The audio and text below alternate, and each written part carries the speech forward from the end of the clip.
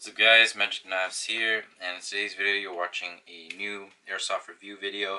This time, once again, on the Cybergun Desert Eagle gas blowback pistol, or what should be known as the hand cannon, as I'm sure a lot of you are aware.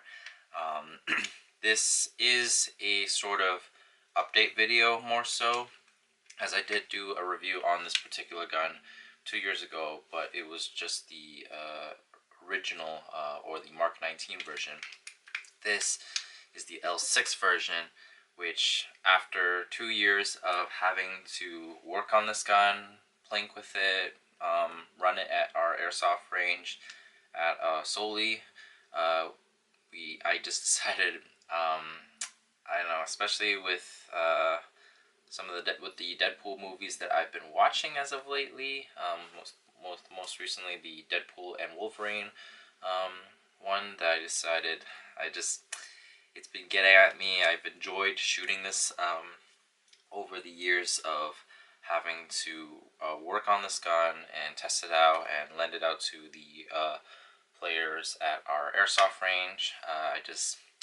Eventually it got to me, and I had to buy one for myself and add it to my collection, which I could not go with the Mark 19 one. I had to go with the L6 one just because, especially with the rails and the outer barrel, it just looks super sleek, and it's closely resembled to Deadpool's version in the movies. So yeah, I'm gonna give you some basic rundowns of this gun, some of its features, as well as some of the things that I will highly suggest that you want to look out for when it comes to owning this gun and running with this gun. Because as cool as it is externally, there are things you have to be aware about with its internals. So this is a green gas pistol.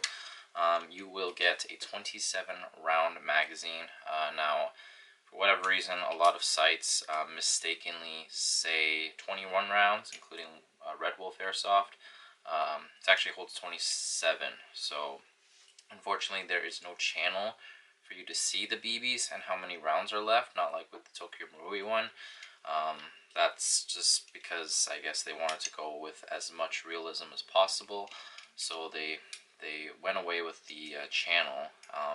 But the good thing is, just like a high kappa magazine, you can load it directly from the top with a good speed loader. You don't even need the adapter. I find you just put thumb at the front, first finger at the back, make a little channel like that, pinch tight, and then you can squeeze BBs directly from the top. And if you didn't know that trick, it does work with high kappa magazines as well. You don't even need an adapter, honestly. So that's that. Green gas magazine, like I said, do beware that this little nub here can break if you drop the magazine, so I would just be careful about that. Explosive Enterprises does a really good in-depth review on this gun, so if you do want some of his little inside tips on this, he has a way of fixing this, which I'm not 100% sure what the material is, but if you know exactly what it is, I'm sure you can do that. Just try not to drop magazines too much. Now, as far as the gun itself, it's externally just way cooler. It does provide a top rail and a under rail, so if you want to attach a red dot sight of sorts, attach a light or laser at the bottom, you can do so. Granted, this will limit your options as far as what type of holsters you want to run this with. Now, granted, the most cost-effective and easiest one to get is the Ammo Max Desert Eagle holster. It clicks really nicely if you're just going to run everything stock. However, once you start going outside of that and you're considering of adding a red dot or a laser or something like that, or a flashlight, that's where you will have to do some modifications. Explosive Enterprises simply cuts away the top half of the holster so you can mount the optic there. There are other options options out on the market as far as having custom Kydex holsters for the Desert Eagle, as well. Because this only comes in a right-handed version, bear that in mind. If you are a lefty, you will have to source out a left-handed Kydex holster for this.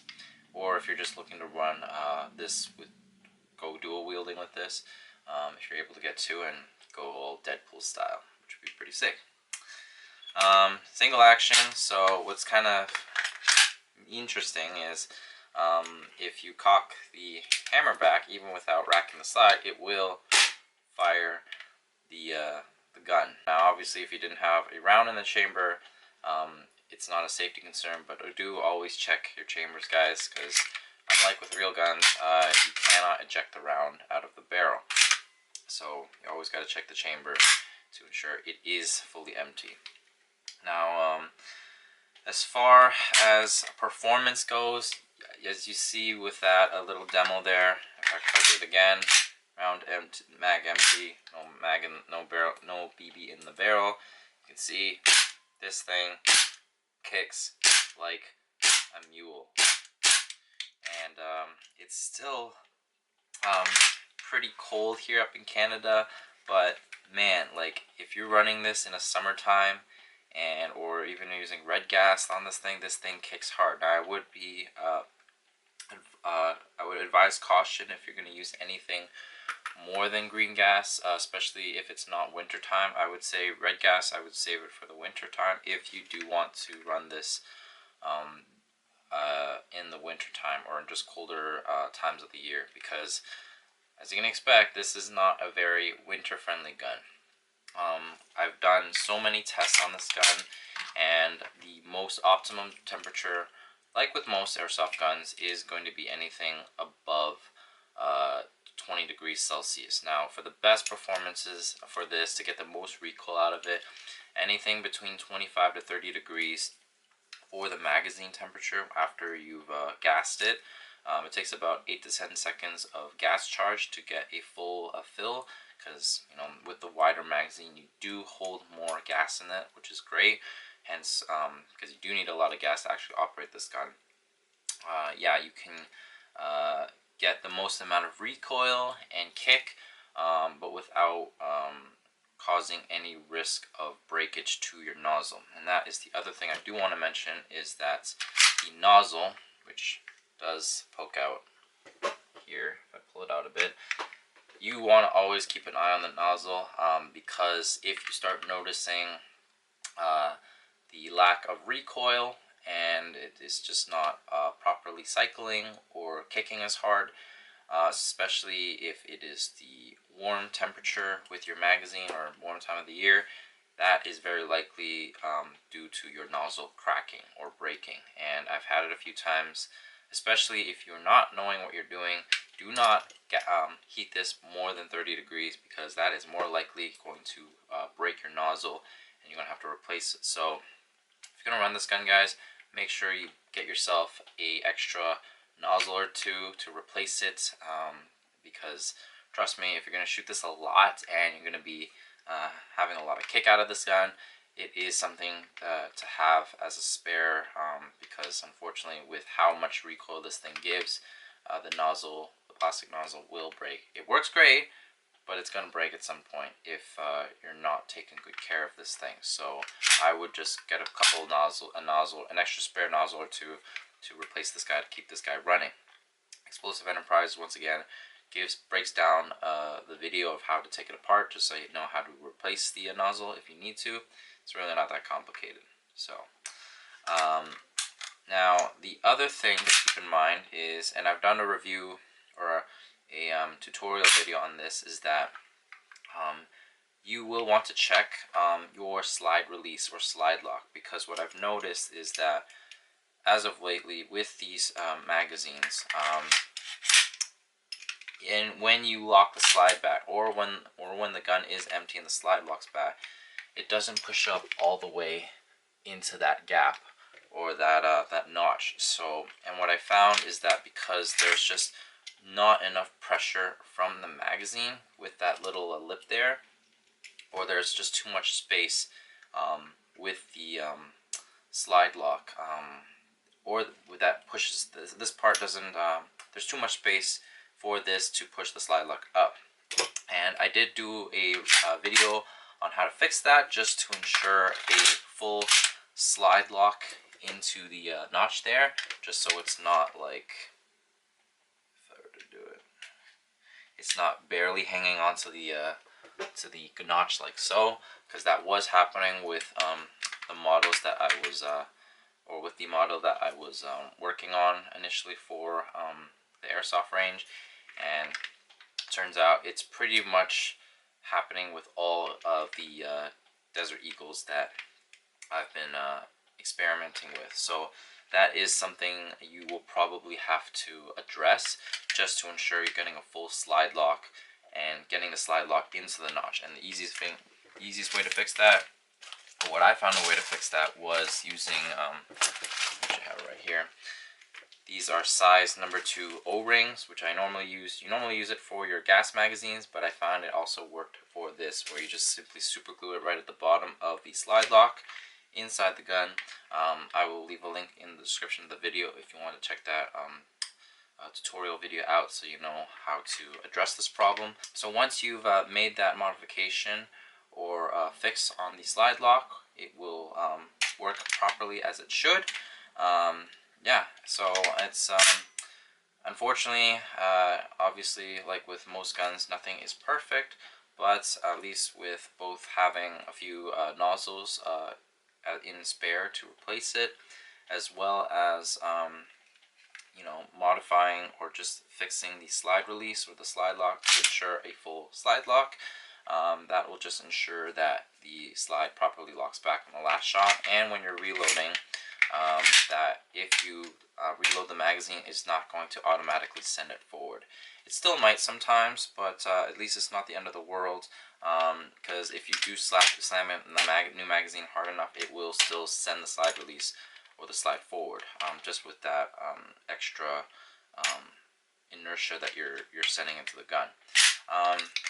The last thing I will mention is that, unlike with most pistols that I've tested, this is the one pistol that does suffice with propane, and I've done a review video on this too, in that propane isn't actually as powerful as green gas as far as maintaining a consistent gas pressure. I found with my high kappa pistols and some other guns in general is that while propane does work, it doesn't hold or provide you as much shots before running out. When I tested the Desert Eagle magazine with propane, with pure propane, I got 45 shots out of it before it ran dry, which is good, which is more than enough for this magazine because it holds 27 rounds. But if you really want maximum performance, especially if you're going to be rapid firing this thing, not that you really would or could, because this thing's got quite a bit of kick, I was able to get up to 85, just to be generous, or at least strict. I got 80 shots out of good green gas, which is in this case puff dino. It would be nice if we could have some crossfire green gas in stock again, because that has been out of stock here in Canada for a long time. But there are, as long as you get a good brand of green gas, it's going to be a lot better for any airsoft pistol. And while you may not get as much kick as you would with propane, the only advantage with propane really is that it's going to give you a little bit more power in the beginning, but it will subside much quicker over time than green gas. Green gas, good quality green gas brands, they just hold their FPS much more consistently as opposed to propane, which starts really strong but gets weak very quickly, and as I mentioned before, just doesn't provide you as many shots before running out. So shooting wise, guys, it shoots really nice accuracy wise, because the barrel is fixed. All you have to do is, unfortunately, don't include a Allen key, but your hop up's right there, so just by turning it counterclockwise you can increase the hop, counterclockwise to decrease it. Once you have it dialed in though, even with 0.20 grams, this thing can shoot pretty straight down. It's not going to be laser accurate like a high kappa or any of your typical other ones, but if you do want to make this thing really accurate, especially given the fixed hop-up, adding a any upgraded hop-up rubber, just like Explosive Enterprise recommends, you can get this thing to shoot really well. And you of course can adjust the FPS just by through Explosive Enterprise's recommendations. So I might as well leave a link in the description for his video as well, just so you can get a better idea of what you can do with this thing. Now, the trigger pull for this one, there is a bit of 1 or 2 millimeters of play, about maybe 3 millimeters of trigger pull. Yeah, it's a very light trigger. Yeah, reset is about 3 millimeters, but very satisfying reset. And the safety, which actually starts off with every Desert Eagle, whether it's the Mark 19 or the L6 one, you will find the safety very stiff. Now, if you do end up having to change out the nozzle if it breaks, or regardless, if you really work in the safety, it will get looser over time, just like with my personal one. This is much smoother now and easier to manipulate as opposed with the Mark 19. This one has the teardrop one safety as opposed to the traditional safety on the Mark 19, which does make it easier to push the safety off with the Mark 19 one. However, I find on the one that we have at our range is a little bit more stiff, so it will take a bit more time to work in the safety just to make it a bit more smoother, because I do find with the really stiff safeties you get out of the box, you really have to scratch the metal on the side to really work it in, which it will take some time. But that's a couple side notes for you guys. Externally wise, it just feels really great in the hand. It's a really big gun, and you get the most recoil out of this naturally, and so it's naturally probably the most fun pistol to shoot if you want the most recoil. Aiming wise, it's pretty accurate at a close distance. Further distances, if you tune everything right, it can shoot pretty accurately too. But those are some things you gotta look out for as far as the nozzle breaking and just having some replacements, as well as the slide lock. I would recommend adding that modification with the O-ring just to fill up that space to ensure a full slide lock. Let me know if you have questions down in the comments section below. But hope you enjoyed this little update review video for the Cybergun Desert Eagle. And in this case now, I got my own, which is, none other than the L6 one, which can't go wrong with the L6. But yeah, thanks guys for watching. Hope to see you guys in my future videos, and until next time.